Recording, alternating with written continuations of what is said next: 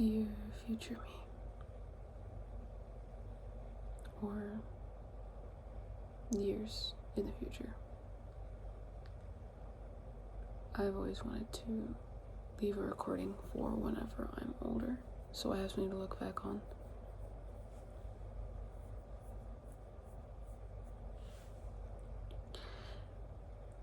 To see if anything's changed. I am turning 18 in a couple of weeks, and life feels like it's changing, but not because I'm getting older, just because I guess I don't really know where it's going. I have painted a lot recently, more than I have before, because I'm not taking any classes right now, but soon I will be. And classes were very hard this semester. I kind of was scared that I wasn't going to be able to get my degree later on. I was nervous that I'd give up later on. I was scared that one day I'll be at a point where I'm telling myself that I'm not going to be able to do anything else. I go into phases where I can't do anything, and I tell myself that I can't do anything. There's nothing really that brings me out of that. I have to convince myself to do tasks like washing the dishes or folding my clothes, like taking a shower or eating food if I am really hungry and I'm not cooking. And then weeks after or months after, I go into a phase which is the complete opposite, where I can get so many things done in a short amount of time. In a day I can clean my room and write so many pages. I can do so much with my time, and I can fill out a couple of pages in my sketchbook in just like a week. I can start a new YouTube video, edit them, post them. I can do anything. And recently I haven't been able to do much of anything at all, so maybe I'm going to go into a longer phase where I can be very productive, because of the past couple of months I haven't been able to do it at all. Feels like ever since September or maybe October. It's December currently. It's December 30th, where I can't do anything. I don't know how. I mean, I know how. I know I'm able to, but I can't find myself. But like I said, I've been painting. I've been working on the same painting, a larger painting, for at least a month and a half. I did really have a vision, and I kind of lost it. I got lost in what it meant, because it's very vital to the story, I feel, and how Lucilla kind of is like Jesus in a way, because she can come back from the dead in a way, because she's been given the blood of God or of the angels or whatever. And I painted a pomegranate. I like the painting that I did of the pomegranate, which represents the heart and like love and whatnot. Because in her dream, after she's killed Luciano, she thinks she's eating a pomegranate because it's symbolic for love or whatever, almost like he willingly handed over his love after he passed away. Like familial love. I definitely like writing about familial love, and familial connection, even through death. I think that's a very important topic for me, death. I think it's very interesting. I mean, I think it's always going to be. I don't think that's going to change, but I'm wondering if I'm still going to be as into painting as I am now. I wondered if I'm still going to be attempting to fill out my sketchbooks. I feel like I fill out maybe 1 or 2 pages a week right now, which is not the amount I used to. I used to fill up like 2 or 3 in a day. I would skip a day and then fill out 4. And now I barely touch my sketchbook. I have 2, because I thought I'd start my second one in September, and I haven't really gotten to it yet.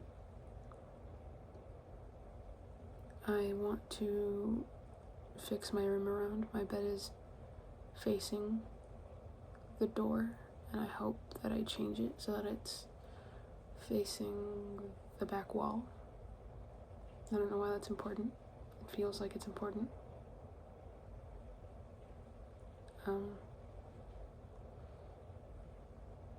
Maybe I'll move out when I'm ready. Maybe I'll find myself in art, or going to the art museum, or playing guitar. I have a lot of songs that I've written, so many songs that I've written. I'm gonna say a number like 15, and they're all lyrics,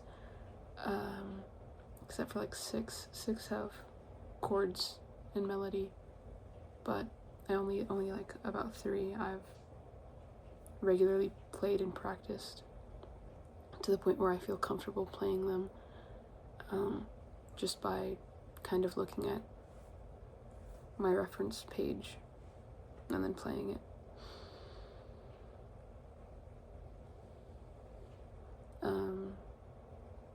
The song that I'm really focused on right now, that I've written, is based on, or it's supposed to sound like Jigsaw by Radiohead.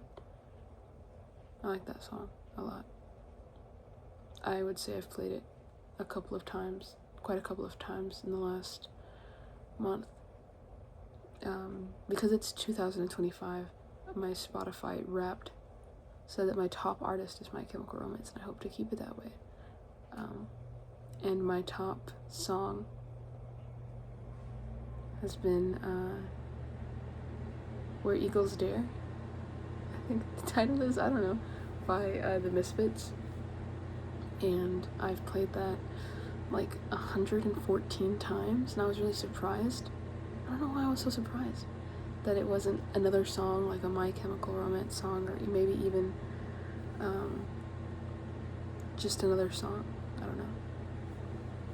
I was surprised that it was a Misfits song, especially because it was last year, 2024, that I had really gotten into the Misfits. I wasn't a huge Misfits fan for a long time. I had been into My Chemical Romance since I was 12, but I recently kind of got into Misfits about last year. I don't know if I'm gonna find another artist, maybe, hopefully an artist in Houston, that I can see them a lot more. I want to write more. I finally, hopefully, once 2026 starts, I'll have published my book, and I say that every single year. I say it every year that I'm going to publish it, and it never gets published, because I'm going to say the second half of this year I've been working not so very hard on my second draft. I think I've very much slowed down, like a lot, in my progress towards getting it edited. And a good reason. I mean, not a good reason. It's not a good reason, but it's the real reason. Is that I don't think I'm ready for people to read it. I don't know what it says about me as a person. I think I'm worried that the message will get misconstrued. People won't know what I'm trying to say. And I'm mostly worried that a professor will read it and give me a bad critique, and not about the book, but about me. I think that's a big thing. And I don't think anybody's really gonna do that. It's kind of like an irrational fear. It's not really gonna happen, because you read the text and it says whatever story it says, and you should take it at how you feel, and you shouldn't really let the person who wrote it or whoever handed it to you to really make a difference in how you perceive it. But I still worry. I worry that they're gonna read it and they're gonna go, wow, there's cannibalism, or there's blood, there's death, there's something wrong with you. And like, there are so many books about that. I just don't want to be somebody that another person is worried they can't talk to because I'm different, or because I'm weird, because I'm strange. I don't know. I think that's a fear that I have, that I'm very aware of now. That's not true. That's not how people see me. I think more people are drawn to me because of how I dress or what I talk about. I think that's something. I mean, some people are gonna get bothered by it, but I mean, I don't want to hang around those people anyways if they get bothered by that sort of stuff. I've been listening to My Chemical Romance less in the past couple of months. Maybe that's why I'm going insane. Maybe I just need a good couple of hours and I'll heal. But a reason why I haven't been listening to them is because I'm aware that I'm gonna go see them in concert, and I'm scared that something will ruin the band for me. Which, like, nothing's gonna ruin the band for me. But last year, when I couldn't see the or a couple of months ago, I should say. A couple of months ago, when My Chemical Romance played in Arlington, I was really upset that I couldn't see them. And once people started posting about the concert, I got really upset, and I started avoiding listening to those songs, and I got really bothered. And I just wouldn't listen to those songs. I wouldn't play them. And then I got tickets to the 2026 September concert in San Antonio, but I still haven't listened to them quite a bit. I've listened to them a little bit, but not enough. I know it's not enough. I haven't listened to them just because like I said, I'm worried that something will ruin the band for me. Nothing's ever ruined the band for me. I've listened to songs and seen people in the songs, and then I've changed that, and I don't see them in the songs anymore, or I meet somebody that's really obsessed with the band and I don't like them, and nothing's gonna ruin the band for me, or the songs, or anything about My Chemical Romance. But I guess I'll find my way back. I don't know. They're still my favorite band. Those are still my favorite songs.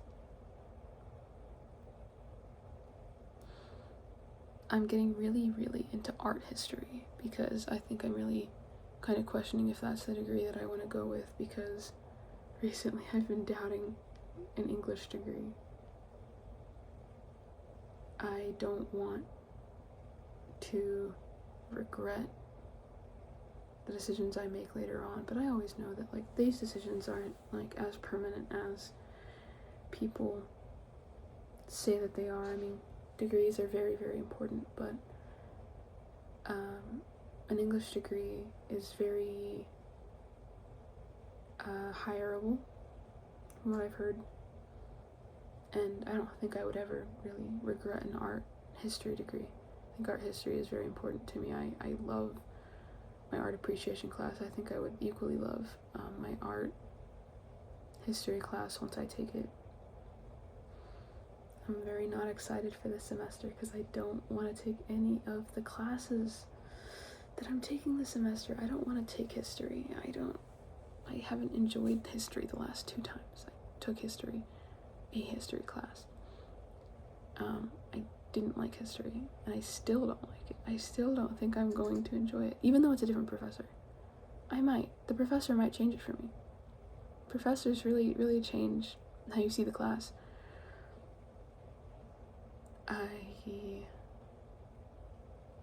I'm gonna take anthropology. I'm actually quite excited about anthropology, even though I feel like it would probably be similar to history. It's not going to be similar to history. It might be. And I'm also taking a math class. And I'm not excited about math. I've never liked math. Math has always been really hard for me. But I think I'll get it eventually. I have people that I know that are really good at math. I think I'll live. I'll live if I take a math class. I should say that I'm blessed because I get to go to college. I am blessed because I get to go to college. I am blessed because I get to paint and make art and talk about myself and talk about my book and my story. That's definitely gonna make me very rich one day. I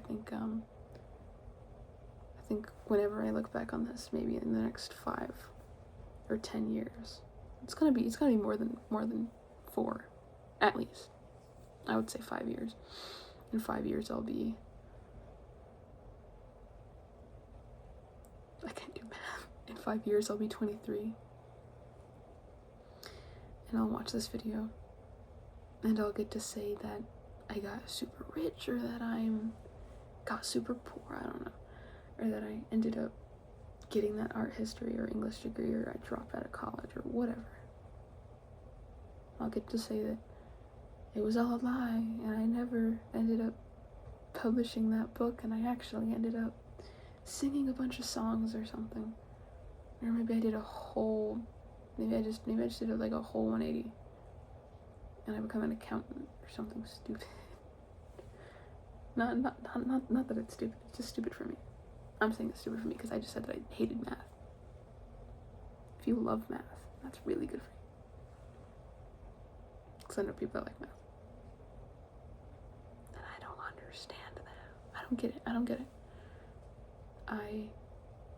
I'm going to paint a lot more. I'm going to set a goal. I'm going to paint or sketch a certain amount of drawings in a year. I think I'm going to do that.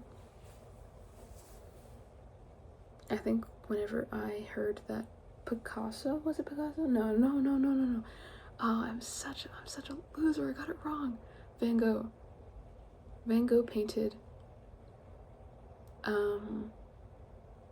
I forgot the number, but it was more than 360. I know it was more than 360.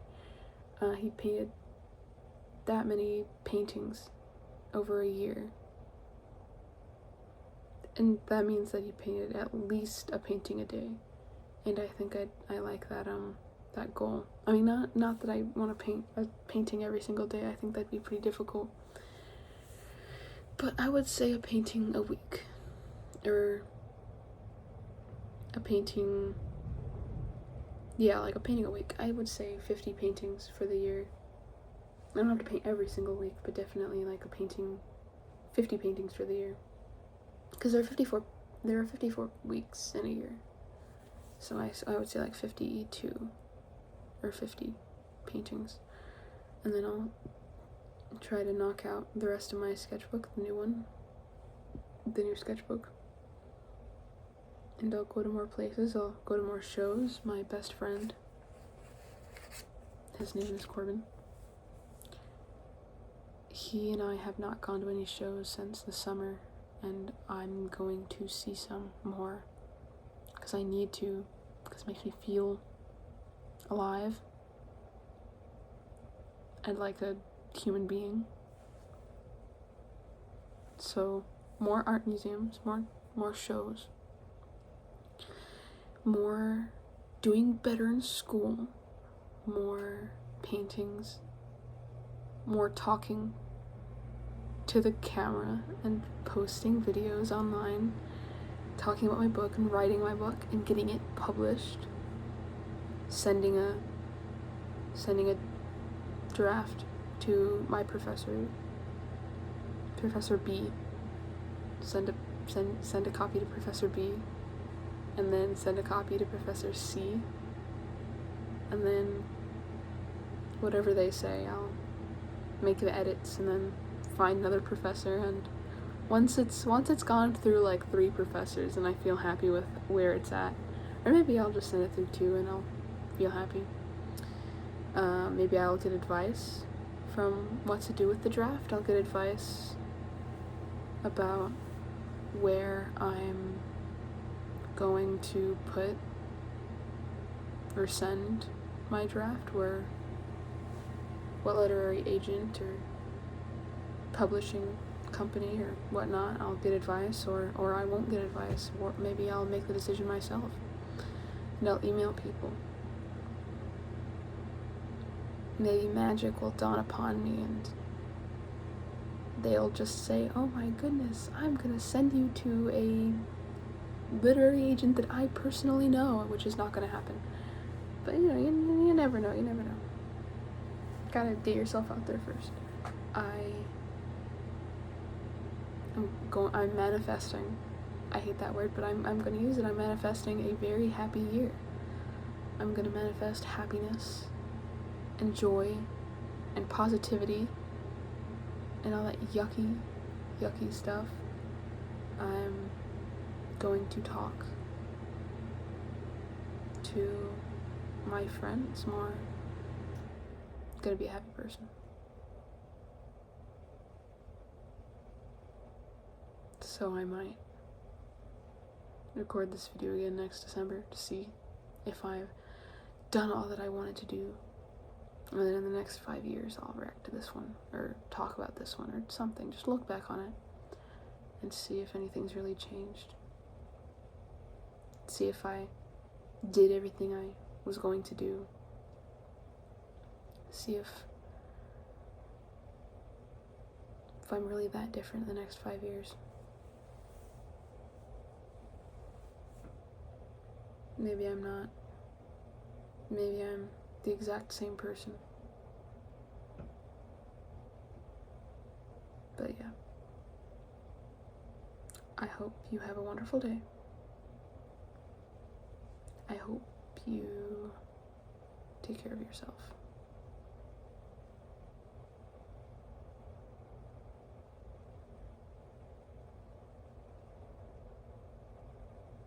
Have a wonderful day.